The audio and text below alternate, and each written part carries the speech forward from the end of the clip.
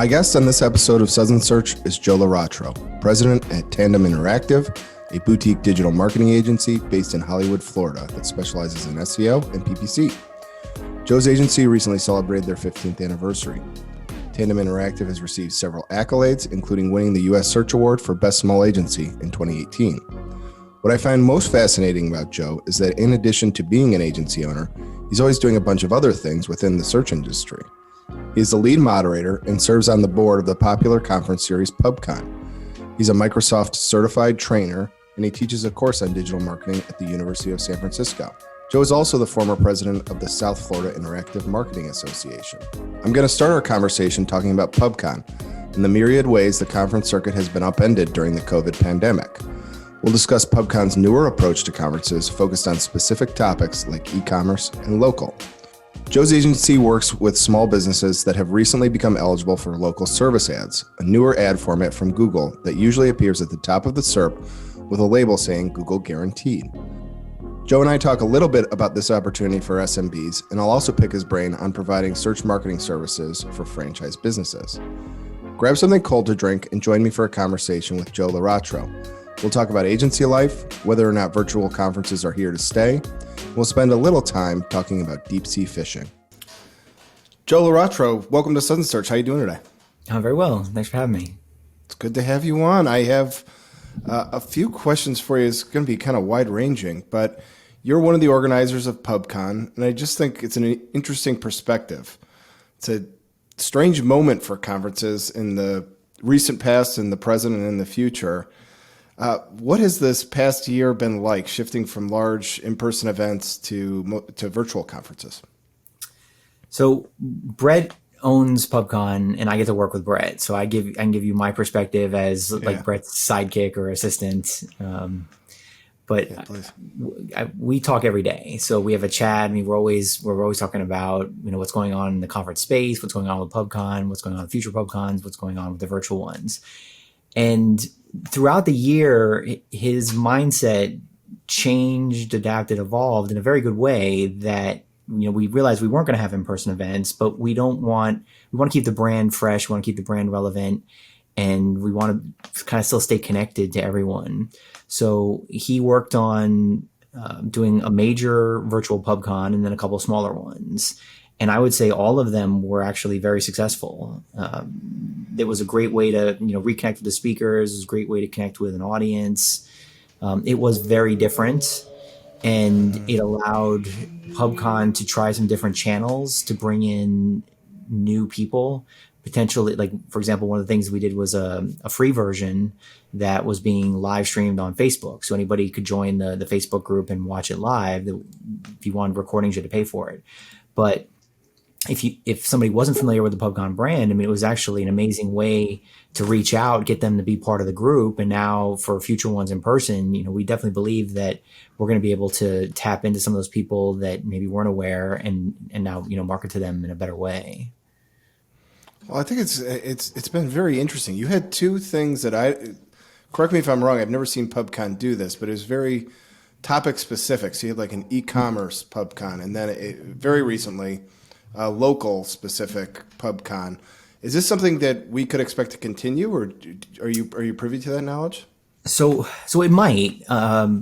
The small business, the SMB Pubcon, was one that I was really interested in, because one thing I would say historically about the conference is that the people that attend the conference are people that want to learn and do it themselves. It's not, directors of marketing that are looking to hire people. It's the people that are in the trenches doing the work.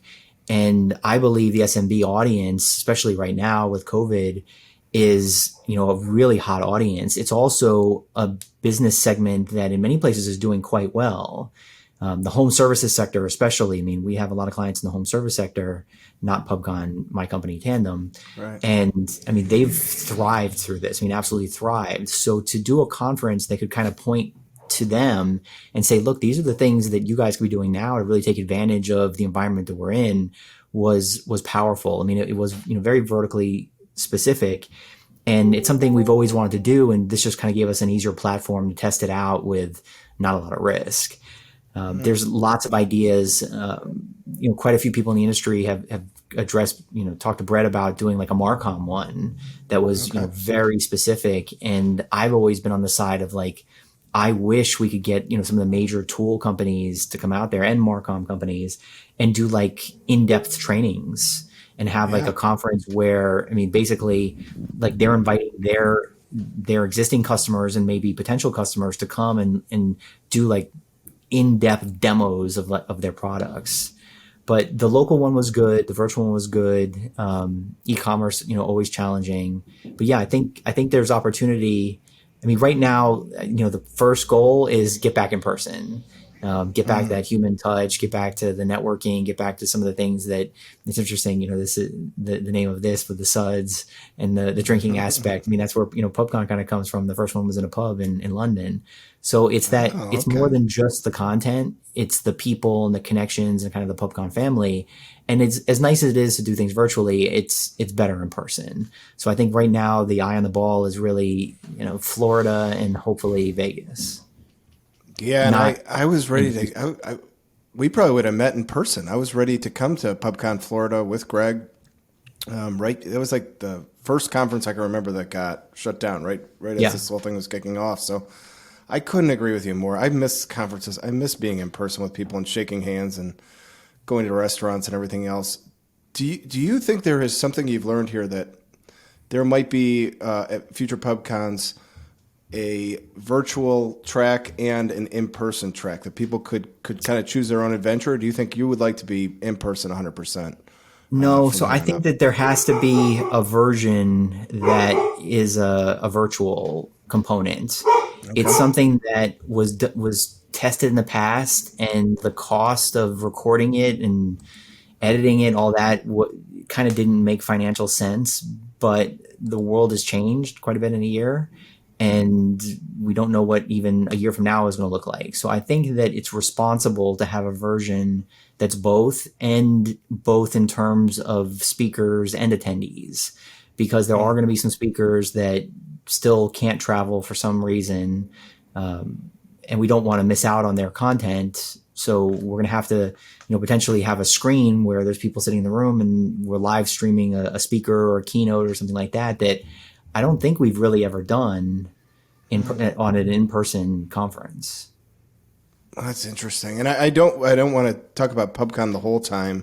As you said, you're the owner of Tandem, a digital marketing agency that has won awards and been around for a while. But you do have these other side projects. You not only are you involved in Pubcon, you've been, unless your bio deceives me, you've been the president of the South Florida Interactive Marketing Association. You've taught digital marketing at colleges. Maybe selfishly, as an owner of an agency myself, isn't that enough? You're making us look bad here, Joe. So some of those things are throughout my history. I love teaching, and I always have. And going back to the Pubcon side for a moment, we have a training day on longer conferences in advance, and that's some of my favorite things to do, because then it's just in depth. There's no selling, it's training. This is how we do it. We're in the weeds, and this is where we're successful. So I still like that aspect. SEFIMA is an interesting conversation, probably worth having now. It's the South Florida Interactive Marketing Association, and it's had to somewhat hibernate. And this is the first time since its founding that it's had to hibernate, where we have some other groups locally, American Marketing Association, DMA. I think there was a SEMPO chapter that obviously is now part of the digital analytics. We've had to hibernate because there was just fatigue. We had some amazing speaker from TikTok, and 6 or 8 people showed up to it for free online. So there was still money in the bank. And one of the aspects of that that's very important is the personal connections and who you're working with and who you're connecting with and who potentially you could do business with and who you're making friends with. We actually had, and it was unrelated to COVID, one of the founding members of SEFIMA passed away, and she's a Pubcon speaker too. We're all connected, and we all got together and we threw flowers out on a pier in I think it was Deerfield Beach, Sherry McConaughey, and it was I can get choked up even talking about it.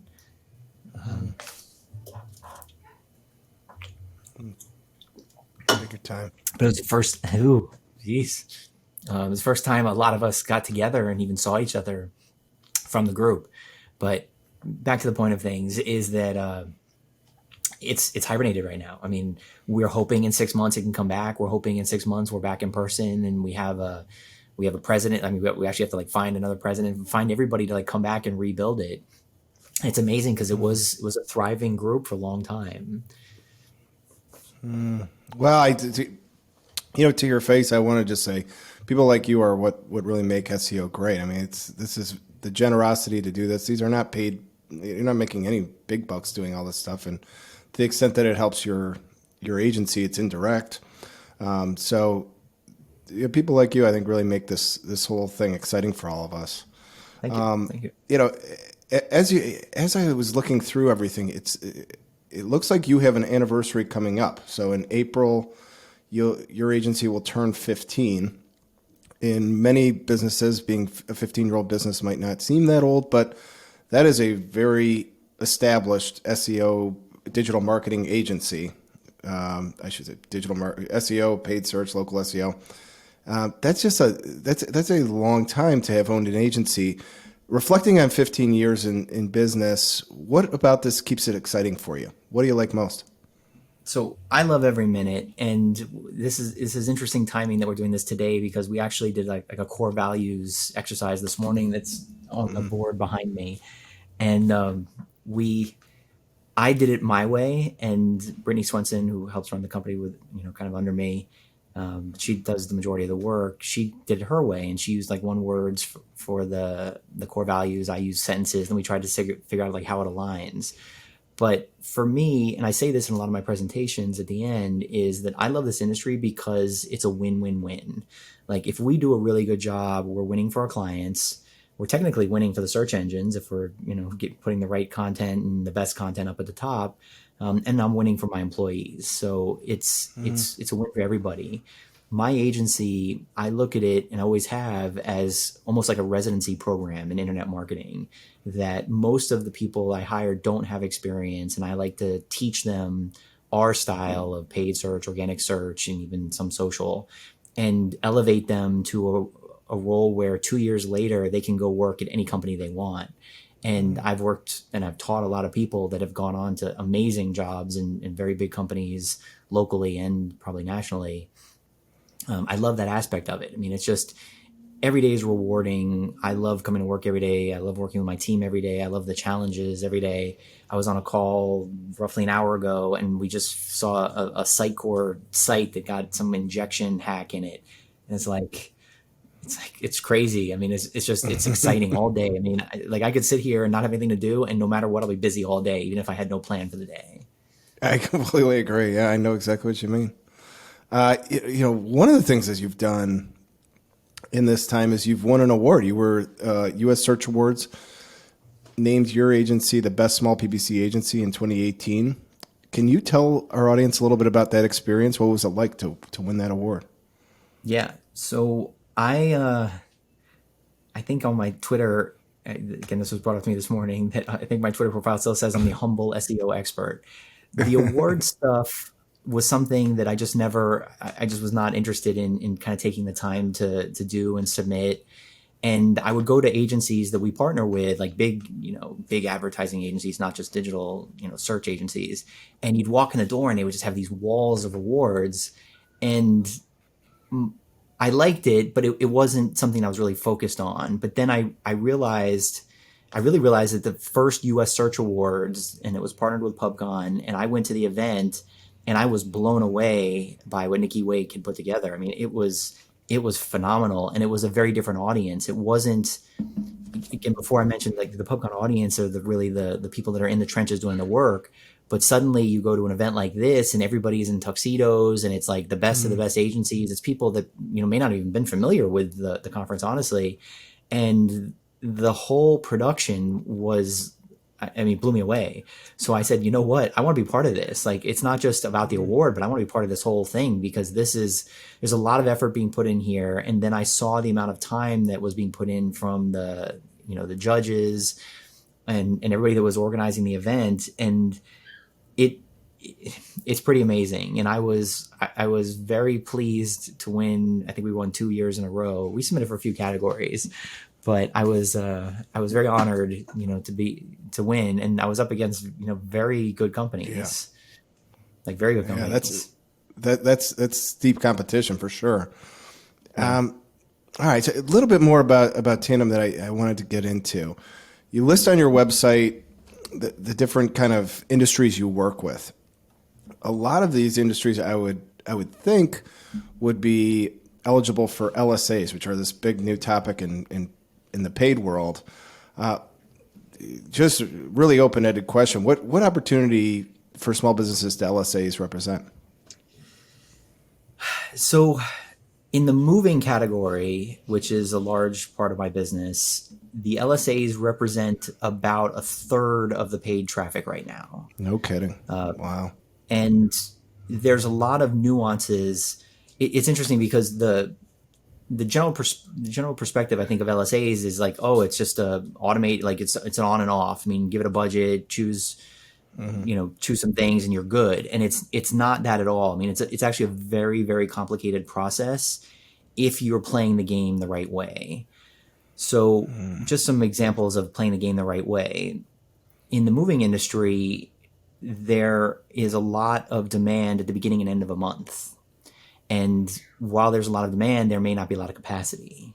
So it's a very intelligent thing to do if you're managing a campaign, to turn the LSAs off a few days before the end of the month and a few days at the beginning of the month, because you're wasting inventory. I mean, you're paying for calls that you can't service. So, I mean, that's like it's a really good tactic. As long as, I mean, there's lots of them. Think about like the hours of the call center. Another one I love is, just because the business opens at 8 in the morning doesn't mean you want to turn LSAs on at 8 in the morning, because you might be doing logistics. You might be like still fumbling around. You might not be at your desk to answer the phone. So it's very important that you turn LSAs on when you're ready for sales calls. Otherwise, don't do it. There's now the bidding component, which is, made it a little bit more complicated. I was hoping with the bidding component, there would actually be a way for the price of the leads, calls, or forms, whichever is open to you in the LSAs, to go down, and there's not. It's only up. So that's something that you've got to be careful with. And again, kind of specific to the moving industry, before COVID, there used to be a moving season. Right now with COVID, it's flat, just demand, just full throttle demand all year long. But when there was kind of a season, what was interesting about LSAs is they're flat rate. So, during the summer season, they might be too expensive and you want to spend less on them. But during the winter season, they might be really desirable because they're cheaper than regular paid search leads. So there were some opportunities there. And then last, and I would say, which is actually probably one of the most important ones, and I don't know how long this is going to last, is the disputing process. So taking the time to dispute the leads and get the credits back is huge. Now, there's not a lot of, in fact, there's almost no ways to automate it. I mean, we found some creative ways to at least identify calls that we want to go listen to. But in terms of man hours to getting credits back, we're looking at something like a 20 times return for costs to credits. So, no kidding. I mean, $1,000 worth of man hours can get $20,000 worth of credits back. Wow. I mean, if you think about it, that adds up quickly. And that's not, I think that's on a big scale. I mean, there's more strategic ways to do it. If you're a small business and you're only worried about one LSA account, I mean, you can listen to every call and you can dispute every call that's not right. But at scale, a business that has 70, 80 locations and you're trying to manage the dispute process, that can get very complicated.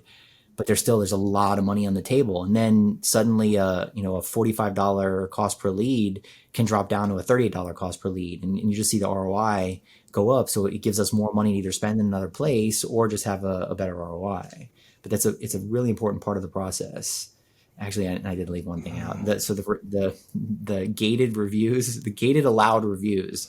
So this is Google's system to say, okay, if you want to ask for a review, I think they added a new button that, like, you've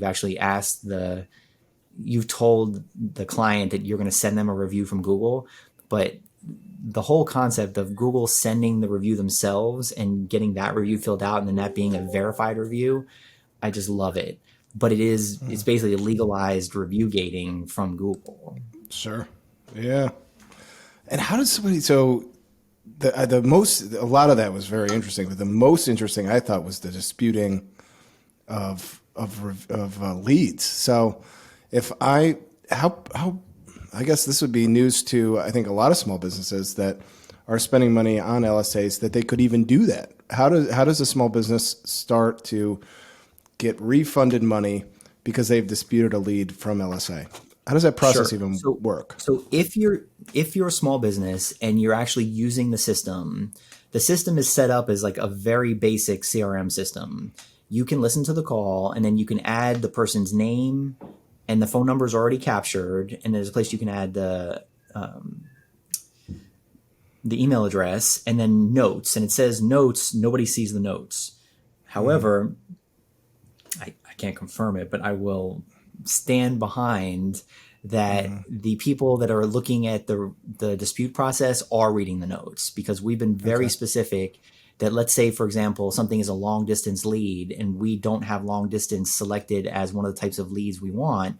We just say long distance lead, we dispute it, and boom, that's like almost instantly credited.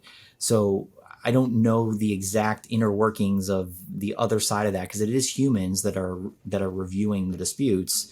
You think about all the, I don't want to say wasted time, but there's a lot of time there that's very manual to do this process. But so you use the CRM interface, you put the information in, and then if for some reason it's not a real lead, then you can dispute it. And there's a few choices. It's a bot, it's a sales call, it's a duplicate client, um, it's not in the service area, and it's not one of the selected items, I think, are some of the main ones. But it's, again, it's an easy way to get money back and then lower the overall costs per lead.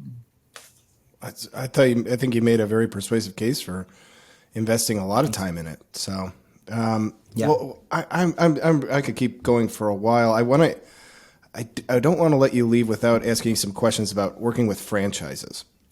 So Okay. we're local SEOs, and our largest client has 47 locations, but that's a total outlier client. Our typical client has one or two locations. That's about it. I wonder if you can talk to me about coming up with. I could think of a lot of different challenges with franchise SEO. The first one is, how do you even take care of customer service? How to send a report? There's a lot of stakeholders. Potentially, these franchises could have hundreds or thousands of locations. How do you even manage the logistics of customer service for a franchise? Yeah. Very, very, very good question. So first, let's just talk about like sales in relation to what we do, and kind of getting into franchises. What I've seen over the years is we've been brought into like a location or two or three locations of a franchise. We'll do really well. And then we try to work our way up the franchise and work to, let's say, business development. And Got that's it. challenging because they may already have contracts in place.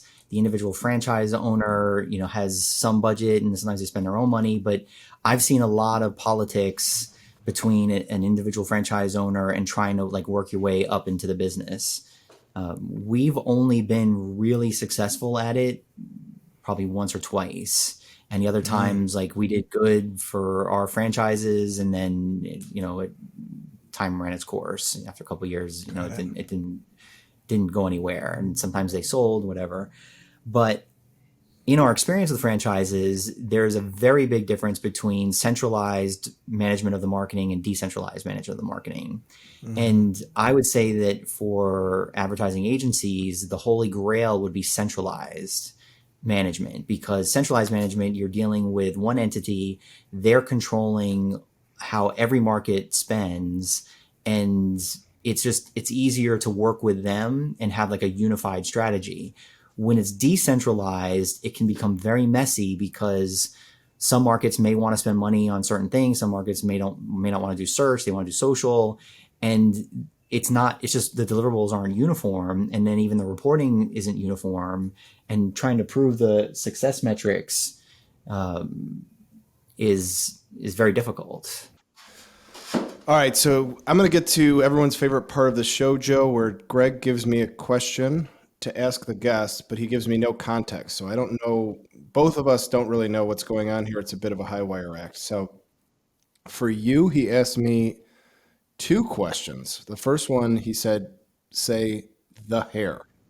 The Do hair. you know, Yeah. do you know what this means? Uh, I do. So much like his beard, I think I have my own hashtag at Pubcon. It's something about the hair. So yes, everybody does like. I wouldn't say making fun of my hair, but definitely calling out my hair at Pubcons. Um, it's actually just recently a little bit shorter than normal, but I have. I think at one point in COVID, it was way too long. You let it go. Okay, I like it. Yeah, the Uh, hair.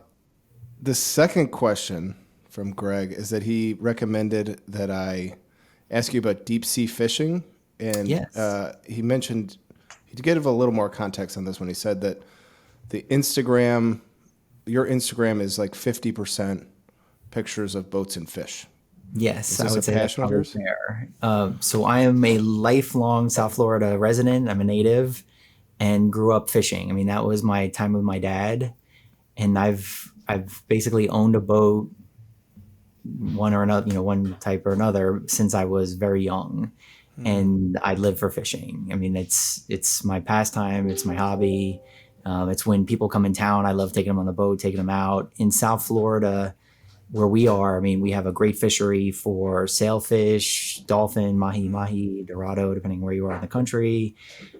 We have a newerly discovered. It's been around for a while now, but a sword fishery where you go off like 20 miles and fish 2,000 feet down and can bring up a 200-pound swordfish, which is pretty neat during the day.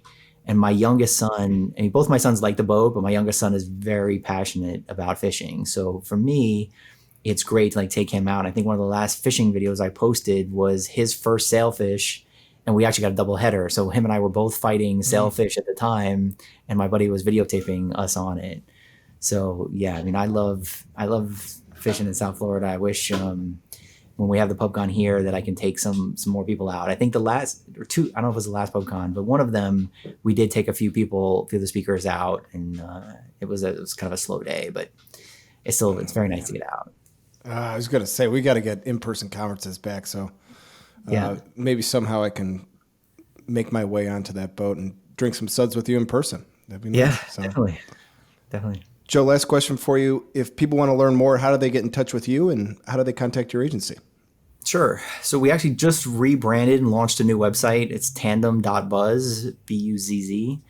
My email should be on there. If not, you can email me 95 or say my phone number. You can email me at jlaratro at tandem-interactive. I still like using the old domain.com. But very easy to find me. LinkedIn. I mean, of the Joe Laratros I found in the world that are alive, it's basically me and my son. So you're probably gonna find me if you're looking for me. All right. Well, very good. Well, I'm gonna sign off now. Give you one more virtual cheers and thanks for tuning in to Suds Search. We'll be back next week. Thanks, Joe. All right. Thank you.